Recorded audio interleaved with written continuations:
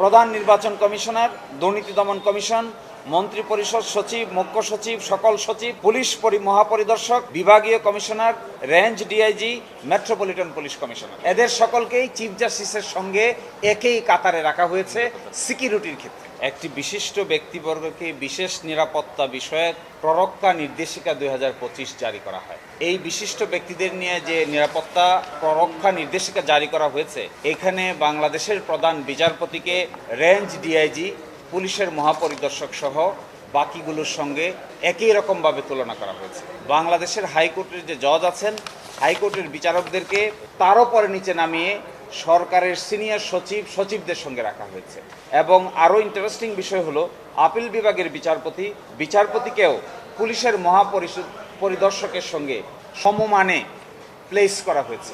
দেশ জুড়ে তোলপাড় ওয়ালটন ফ্রিজ কিনে আপনিও হয়ে যেতে পারেন মিলেনিয়ার। সিকিউরিটি নির্দেশিকার ক্ষেত্রে যারা এই বিচার প্রক্রিয়ার সঙ্গে সম্পৃক্ত থাকেন, তার মধ্যে সর্বোচ্চ ল অফিসার হলেন অ্যাটর্নি জেনারেল, তার সঙ্গেই সহকারী হিসাবে থাকেন এডিশনাল অ্যাটর্নি জেনারেলরা, নিম্ন আদালতের জেলা এবং দায়রা জজবৃন্দ এবং চিফ জুডিশিয়াল এবং মেট্রোপলিটন ম্যাজিস্ট্রেট বৃন্দ। তাদের সিকিউরিটির কোনো ব্যবস্থা না করে শুধু প্রশাসনিক ব্যবস্থায় যারা জড়িত, তাদের সিকিউরিটির দিকেই তারা নজর দিয়েছেন।